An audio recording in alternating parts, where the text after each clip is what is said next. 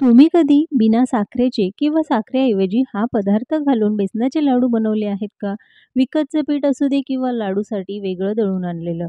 लाडू अगदी दाणेदार होणार, टाळूला न चिकटणारे, न रेलणारे हे लाडू कसे बनवायचे ते आज आपण बघणार आहोत.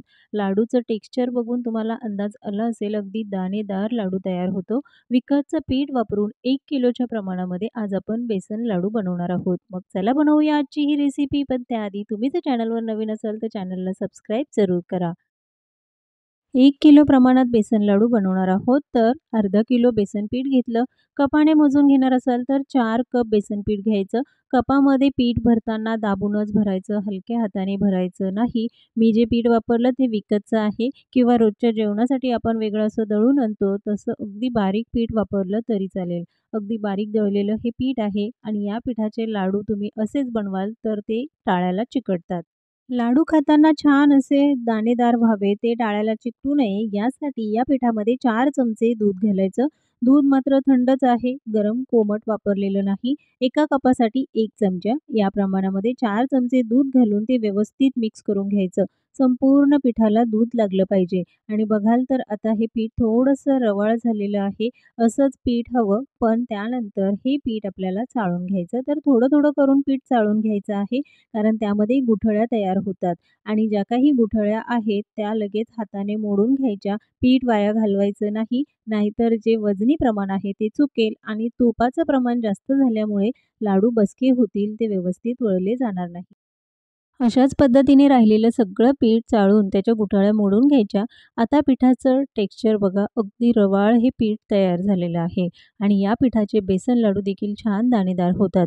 विकतचं जरी पीठ असेल तर ही स्टेप एक्स्ट्रा केली की दाणेदार लाडू तयार. बेसनाचे लाडू म्हटलं की त्यामध्ये तुपाचं प्रमाण योग्य असणं गरजेचं आहे. तर 1 कप घेतलं आहे साजूक तूप.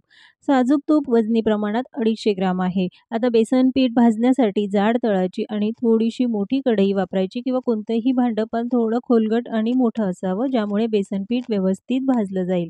सुरुवातीला 7 ते 8 चमचे साजूक तूप घालून घेतलं. गॅस हा थोड्या वेळ मोठ्या आचेवर ठेवायचा. त्यानंतर बेसन पीठ घालून हे भाजून घ्यायचं. थोड्या वेळ म्हणजे 2 ते 3 मिनिटं गॅस मोठ्या आचेवर ठेवून पीठ व्यवस्थित भाजायचं आहे. सुरुवातीलाच सगळं तूप घालायचं नाही. तूप घातल्यामुळे बेसन पीठ भाजण्यासाठी जास्त वेळ लागतो. 3 मिनिटानंतर गॅस हा मध्यम आचेवर ठेवायचा आणि मग बेसन पीठ भाजून घ्यायचं. बेसन पीठ भाजताना आता मात्र गॅस मोठ्या आचेवर अजिबात ठेवायचा नाही. मध्यम आचेवर ठेवून बेसन पीठ भाजायचं आहे. त्यानंतर यामध्ये पुन्हा 10 ते 12 चमचे साजूक तूप घालून पुन्हा हे व्यवस्थित भाजून घ्यायचं.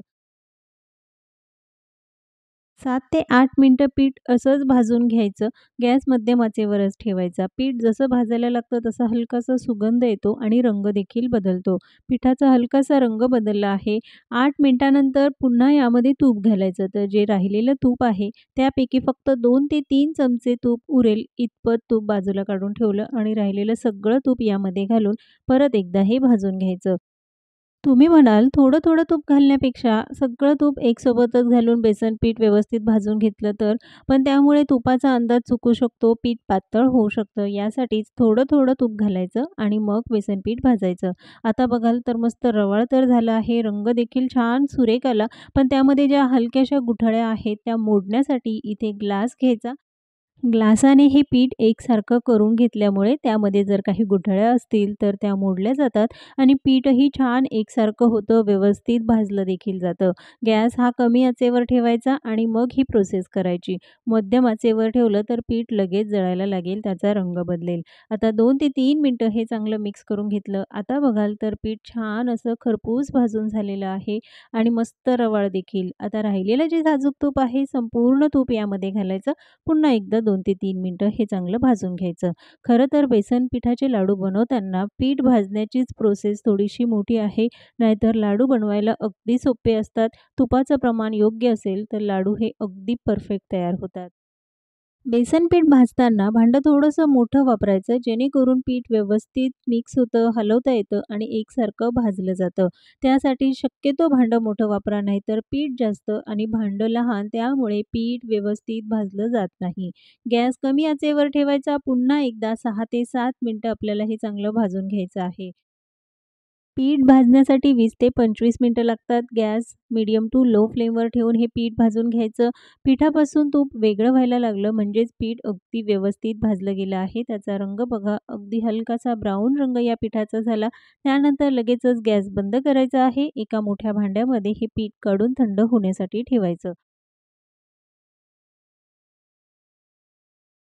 तयार केलेलं पीठ ताटात काढून थंड होण्यासाठी ठेवायचं. कढईमध्ये असंच पीठ थंड होण्यासाठी ठेवू नका. त्यामुळे ते ओव्हर कुक होईल, पिठाचा रंग बदलेल, लाडू खायला चांगले लागणार नाही. त्यानंतर यामध्ये 4 ते 5 चमचे काजूचे बारीक तुकडे घालून व्यवस्थित मिक्स करून घ्यायचं आहे. बेसन पीठ भाजतानाही त्यामध्ये ड्रायफ्रुट्स घालू शकता. आता हे मिश्रण अर्धा ते पाऊण तास थंड होण्यासाठी ठेवायचं आहे. तर मिश्रण थंड होत आहे आणि आजचे लाडू साखर न वापरता बनवणार आहोत. तर त्याऐवजी वापरणार आहोत खडी साखर. खडी साखर वापरून आज आपण बेसन लाडू बनवणार आहोत. तर साखर किती घेतली? 2 कप वजनी प्रमाणात 400 ग्राम खडी साखर घेतलेली आहे. खडी साखर वापरताना असे मोठे खडे असलेलीच साखर वापरायची आहे. ही दाणेदार खडी साखर अजिबात वापरायची नाही. ही साखर काय किंवा रोजच्या स्वयंपाकात आपण जी साखर वापरतो ती सारखीच असते. म्हणून आज लाडू बनवण्यासाठी खडी साखर वापरली आहे. 400 ग्राम साखर आहे. मोठे खडे असेल तर ते मोडून घ्यायचे. मिक्सरच्या भांड्यामध्ये घालून अगदी बारीक ही पावडर करून घेऊया. खडी साखरेला कँडी शुगर किंवा मिश्री देखील म्हणतात आणि ती थंड असते. चक्कर येणे, अशक्तपणा यामध्ये शक्यतो खडी साखर खाल्ली जाते. मिक्सरवरनं बारीक करून घेतली की तयार आहे खडी साखरेचं हे मिश्रण लाडूमध्ये वापरण्यासाठी. जर तुम्हाला साखर खायची नसेल तर त्याऐवजी खडी साखर घालून गोडाचे पदार्थ बनवू शकता. पाऊण तासामध्ये हे मिश्रण व्यवस्थित थंड होतं. पंख्याच्या हवेखाली ठेवलं की अगदी पटकन थंड होतं, त्यामुळे जास्त वेळ लागत नाही. आता जी काही खडी साखरेचं मिश्रण आहे, ते थोडं-थोडं करून यामध्ये घालायचं. सगळी साखर घालायची नाही. ज्यामुळे साखरेचा अंदाज येईल आणि ती व्यवस्थित मिक्स देखील होईल. खडीसाखर घालून हे व्यवस्थित मिक्स करायचं आहे. पीठ आणि साखर एकजीव झाली पाहिजे. त्यानंतर 1 चमचा वेलची पावडर घालून पुन्हा एकदा हे चांगलं मिक्स करायचं. पीठ बघाल तर हे बऱ्यापैकी रवाळ आहे. अजिबात चिकट झालेलं नाही. जी काही छोट्या टिप्स आहेत त्या नक्की फॉलो करा आणि अगदी रवाळ हे बेसनाचे लाडू तयार होतात. अजिबात टाळ्याला चिकटत नाहीत. राहिलेली संपूर्ण खडीसाखरेचं जे मिश्रण आहे ते यामध्ये घालायचं आणि चांगलं मिक्स करायचं. 4 कप बेसन पिठासाठी 2 कप खडीसाखर आणि 1 कप साजूक तूप हे अगदी योग्य प्रमाण आहे 1 किलोचे लाडू बनवण्यासाठी. मिश्रण व्यवस्थित मिक्स करून घेतलं की लगेचच लाडू वळून घ्यायचे आहे आणि बघाल तर अगदी सहज लाडू वळले जातात कारण यामध्ये तुपाचं प्रमाण अगदी योग्य आहे. त्यामुळे हे लाडू वळल्यानंतर बसके होत नाही. अगदी परफेक्ट लाडू तयार होतात. लाडू किती लहान मोठे हवे त्यानुसार तुम्ही वळून घेऊ शकता. एकसारखे लाडू बनवण्यासाठी एखादी वाटी किंवा चमचा घ्यायचा आणि त्याच्या प्रमाणामध्ये लाडू वळून घ्यायचे म्हणजे सगळे लाडू एकसारखे तयार होतात. बेसन लाडू बनवायला साहित्य फारसं लागत नाही, पण पीठ भाजण्यासाठी थोडा जास्त वेळ लागतो आणि पीठ जर तुमचं कोरडं झालं असेल, तर त्यामध्ये अगदी 2 ते 3 चमचे साजूक तूप गरम करून घाला किंवा तुपाचं प्रमाण जास्त झालं असेल, तर बेसन पीठ हलकंसं कोरडं भाजून घ्यायचं आणि ते या मिश्रणामध्ये घालून मळून घ्यायचं. म्हणजे पीठ व्यवस्थित तयार होईल आणि लाडू छान एकसारखे वळले जातील. सगळे लाडू बनवून घेतले. एवढ्या साहित्यामध्ये 28 लाडू तयार झाले मध्यम आकाराचे आणि लाडूचं टेक्स्चर बघा अगदी रवाळ लाडू तयार झालेला आहे. ज्या काही छोट्या टिप्स आहेत त्या नक्की फॉलो करा आणि असे रवाळ लाडू घरीच बनवा ज्यामध्ये साखरेचा वापर केलेला नाही. खायला तर चविष्ट आहे आणि बनवायला अगदी सोपे. आजची ही रेसिपी तुम्हाला कशी वाटली कमेंट्समध्ये जरूर सांगा. रेसिपी आवडली असेल तर लाईक जरूर करा. पुन्हा भेटूया एका नवीन रेसिपीसोबत.